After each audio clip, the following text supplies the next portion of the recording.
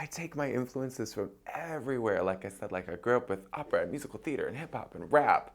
And when I first heard like Lao Shanghai Ge, I was so I worked in cabaret when I first moved to the city. I moved to the city when I was 17, and my first jobs were I would compete like in my university battle of the bands, and that's kind of the indie world. But I also like as a steady paycheck, I would do cabaret gigs, and that was the best way to get my music to the city and meet lots of these amazing artists who are just now like world famous. It was just like every day I would learn something about music and performance and costumes and makeup and connecting with an audience. And one of those people, her name is Xian Li. Xian Li runs Dances of Vice, and she's a Taiwanese entrepreneur and fashion icon. And she and I did a gig where I was music directing and singing some of my Chinese songs and also some covers. And I also translated Lady Gaga's Bad Romance into Chinese. And I sang some Lao Shanghai Go with her. So Xian Li introduced me. I got introduced to so much music through the cabaret.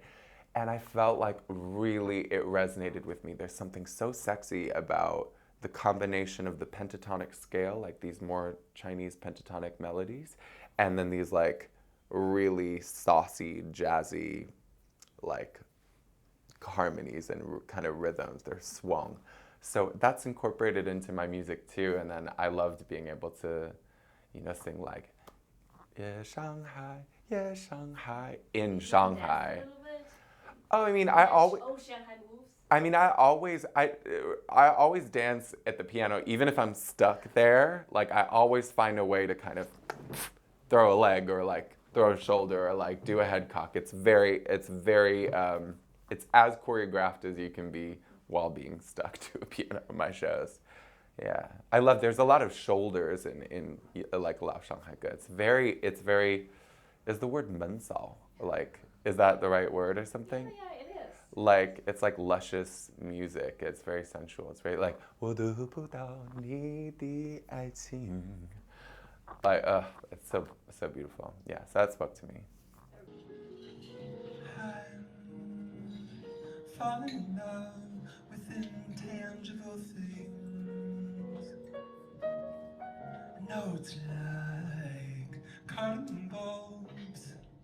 I feel more free in China increasingly in a way because I feel like Chinese people are also as I get more curious about the rest of the world, I feel like my Chinese audience also gets more curious about the rest of the world. And that curiosity is not stopping. It's almost exponentially increasing. So I feel more freedom to be myself, and I feel that freedom coming from Chinese audiences too. And I feel that hunger and that thirst for more creativity, more curiosity, and more knowledge.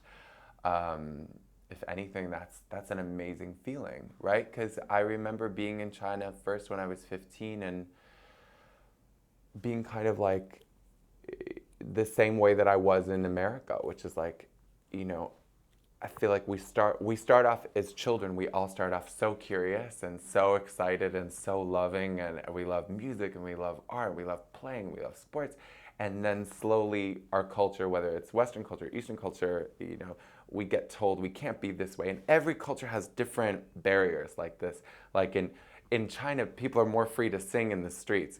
I loved that when I first lived in China. I was like, they're like me. They just want to sing everywhere.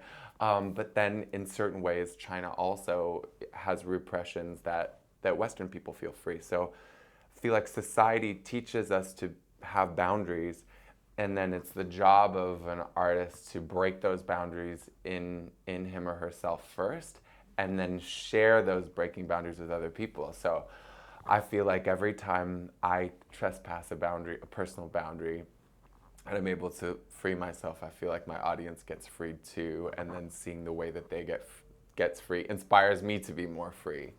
So yeah, just the fact that China politically, economically it develops so quickly. Every time I go to China, it's like a different city, but energetically, musically, and maybe that will affect music too. You hope that means that more people can afford to go to concerts, and then obviously more concert halls are being built every time. So I think that development has a huge potential to increase artistic, cultural activity, and that's really exciting too.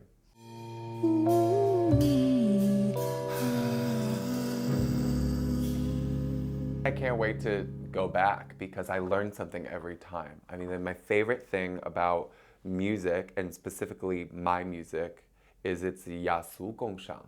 So I met people from every type of society in China. Every time I go there, it's like, oh, now you're at a fancy consulate party, and now you're just like chilling in the alleyway with a chuar, or now you're at a reggae bar, and now you're at like a high school rap competition. I mean, getting to see every pocket of society, that's what music is about for me. Bringing people together. It has nothing to do with politics, and it has nothing to do with what people are reading in the headlines. It has everything to do with people showing up and communicating with each other and being ambassadors for each other's culture and sharing and bringing things together. So yeah, I have so many stories, but I wouldn't know where to begin, and I can't wait to have more.